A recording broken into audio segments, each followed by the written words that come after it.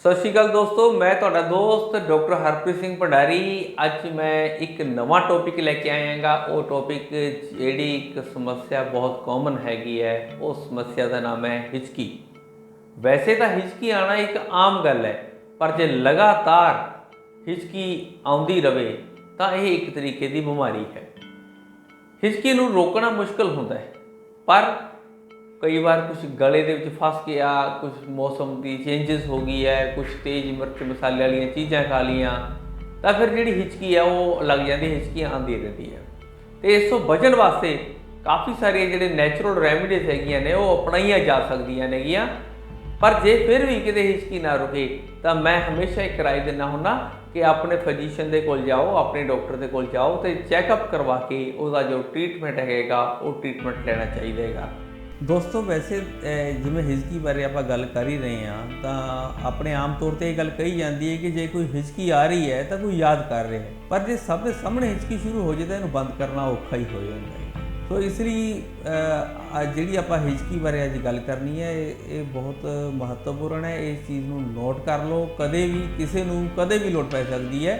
उन्होंने जो आप रैमडीज़ नहीं आप दस सकते हैं। हिचकी शुरू होंदे ही एक चम्मच शहद का मूँह च पा लो, हिचकी बहुत जल्दी बंद हो जाएगी। दूजी गल, जीभ नूं बाहर कड्डो। हिचकी ज़्यादा आउण ते जीभ नूं जिन्ना बाहर कढ़ सकते हैं उन्ना बाहर कड्डो। ये गले का वो हिस्सा खुल जाएगा जिहड़ा हिस्सा नक के रस्ते और वोकल कॉर्ड नूं जोड़दा हैगा। एक सियाणे बंदे ये भी कहते हैं और बहुत महत्वपूर्ण हैगा ये नुस्खा भी कि ध्यान भड़काया जाए। ध्यान भड़काउण दे नाल भी हिचकी दूर हो जाती है। एक दूजी गल, बिना साह छड्डे तुसीं डूंगा साह लवो और हवा नूं सीधे अंदर वाल नूं खिच्चो, ये हिचकी बंद हो जाएगी। पानी पीनेगा, नक बंद करो, नक बंद करके पानी का वड्डा घुट मूँह दे विच भरो और कुछ सेकंड मूँह च रखण तो बाद ही पियो। ये नाल भी जिहड़ी हिचकी है वो बंद हो जाती है। दोस्तों जेकर सानूं हिचकी आके बंद हो जाती है तो वो ठीक है, पर जेकर एक मिनट के तकरीबन 4-5-6 बार भी सानूं हिचकी आती है, ये भी नॉर्मल है। पर जो सानूं 2-3 दिन लगातार हिचकी आ रही है तो मैं तुहानूं दसना चाहना, तुहाडी जानकारी वास्ते मैं कहना चाहना कि साडी हैल्थ वास्ते, साडी सेहत वास्ते वधिया नहीं है। जे अजिहा हो रहा है तो बहुत सावधान हो जाने की लोड़ है, क्योंकि कुछ लोगों को लगातार महीने भर तक हिचकी आती है। उसका मतलब कि साडे शरीर के अंदरूनी हिस्से दे विच कोई ना कोई दिक्कत हैगी है। इसनूं इंट्रैक्टेबल हिचकी कहते हैं। तो डॉक्टर जिन्ने भी डॉक्टर हैगे है वो 2 दिन या 2 दिन तो वध वाली हिचकी या फिर कुछ टाइम वध रहने वाली हिचकी नूं एक गल क्लीयर कर देंगे ने कि जिहड़ी ये समस्या है ये कुछ गंभीर समस्या बन सकती है। आम तौर पर जिहड़ी हिचकी है, जिवें तुहानूं दस्सिया कि सधारण हिचकी हुंदी है, थोड़ा चिंता जी ज़्यादा हो रही है, एल्कोहल की वरतों वध हो रही है, समोकिंग की जा रही है, बहुत स्पाइसी खाना खादा जा रहा है या बहुत हैवी भोजन किया जा रहा है, उदों ये समस्या आम तौर पर आ जाती है।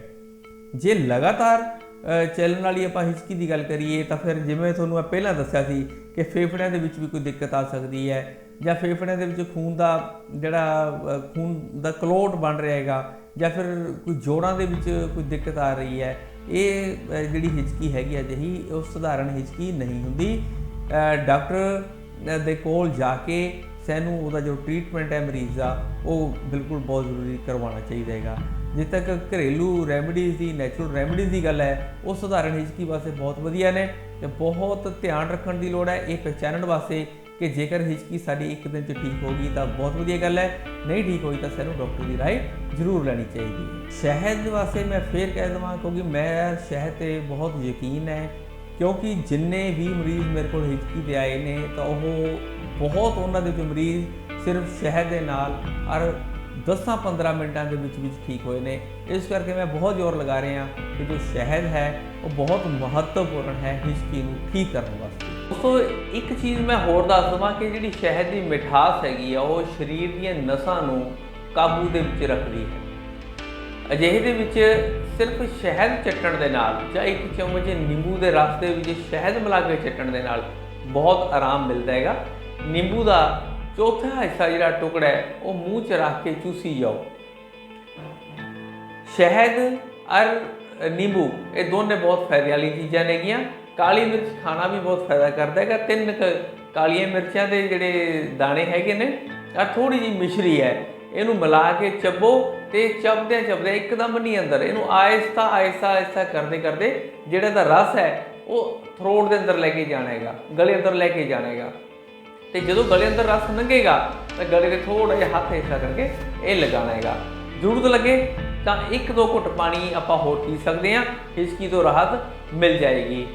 ਮੇਰੇ ਜੇਕਰ ਤੁਹਾਨੂੰ ਮੇਰੇ ਵੀਡੀਓਜ਼ ਅੱਛੀਆਂ ਲੱਗਦੀਆਂ ਨੇ ਤਾਂ ਮੈਂ ਤੁਹਾਨੂੰ ਇੱਕ ਬੇਨਤੀ ਕਰਦਾ ਕਿ ਮੇਰੇ ਇਸ YouTube ਚੈਨਲ ਨੂੰ ਸਬਸਕ੍ਰਾਈਬ ਕਰੋ ਔਰ ਬੈਲ ਆਈਕਨ ਵੀ ਜ਼ਰੂਰ ਦਬਾਓ। ਤੁਹਾਨੂੰ ਕਿਸ ਤਰ੍ਹਾਂ ਦੇ ਰੈਮੀਡੀਜ਼ ਵਾਸਤੇ ਜਾਂ ਕਿਸ ਤਰ੍ਹਾਂ ਦੀ ਹੈਲਥ ਇਨਫੋਰਮੇਸ਼ਨ ਵਾਸਤੇ ਤੁਹਾਨੂੰ ਜਾਣਕਾਰੀ ਚਾਹੀਦੀ ਹੈ ਉਹ ਆਪਣਾ ਕਮੈਂਟ ਦੇ ਵਿੱਚ ਲਿਖ ਕੇ ਦਿਓ, ਤਾਂ ਜੋ ਮੈਂ ਉਸ ਵਿਸ਼ੇ 'ਤੇ ਵੀ ਇੱਕ ਵੀਡੀਓ ਬਣਾ ਕੇ ਤੁਹਾਡੇ ਰੂਬਰੂ ਮੁੜ ਕੇ ਫਿਰ ਹੋ ਸਕਾਂ। ਜਲਦੀ ਹੀ ਮਿਲਦੇ ਹਾਂ ਇੱਕ ਨਵੀਂ ਵੀਡੀਓ ਦੇ ਨਾਲ, ਇੱਕ ਨਵੀਂ ਜਾਣਕਾਰੀ ਦੇ ਨਾਲ। ਤਦ ਤੱਕ ਦੇ ਲਈ ਸਤਿ ਸ਼੍ਰੀ ਅਕਾਲ।